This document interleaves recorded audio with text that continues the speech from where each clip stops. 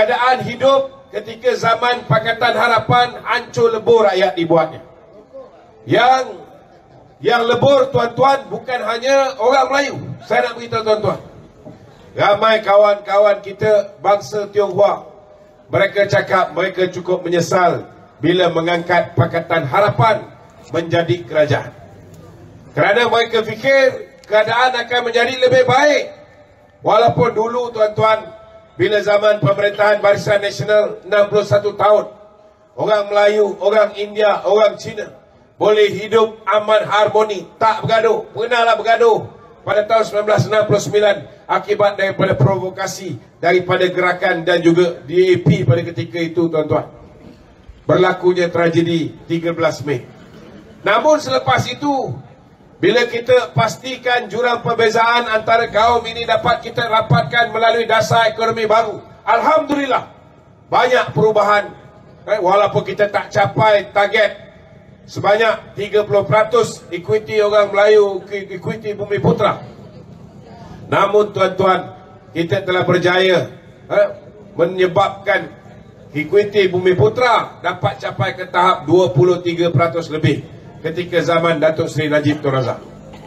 Mungkin kita boleh capai lebih baik, tapi malangnya bila kita angkat Perdana Menteri Tun Dr. Mahathir, 22 tahun dia jadi Perdana Menteri. Masa dia masuk ofis tuan-tuan pada tahun 1981, ekuiti Bumi Putra 18%. Bila dia keluar ofis 2003, ekuiti Bumi Putra masih lagi 18%, tidak berganjak.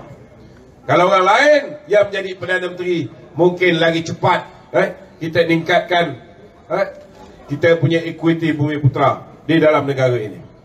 Saudara, bila kita dapat Pakatan Harapan memerintah, bukan setakat ekuiti Bumi Putra makin teruk, malah kawan-kawan bukan Bumi Putra juga sengsara. Betul tak betul? Bursa saham Kuala Lumpur tuan-tuan, zaman Datuk Seri Najib Tun Razak paling tinggi dalam sejarah, 1896 mata. Paling tinggi. Tiba-tiba bagi Mahathir jadi Perdana Menteri tuan-tuan, tak lama lepas tu jatuh 300 mata. Dan hari ini tuan-tuan, bursa saham kehilangan lebih 500 mata daripada tarikh kita tewas pada 9 Mei 2018. Apa jadi? Kebanyakan orang yang pegang saham di bursa saham Kuala Lumpur rata-ratanya kawan-kawan Tionghoa juga. Kalau dulu aset mereka bernilai 300 juta, hari ini aset mereka tak sampai 100 juta.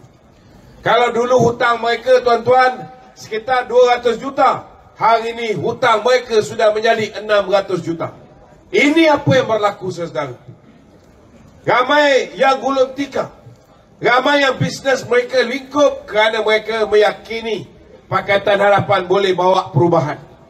Bila tukar Pakatan Harapan menjadi Perikatan Nasional, keadaan menjadi semakin parah.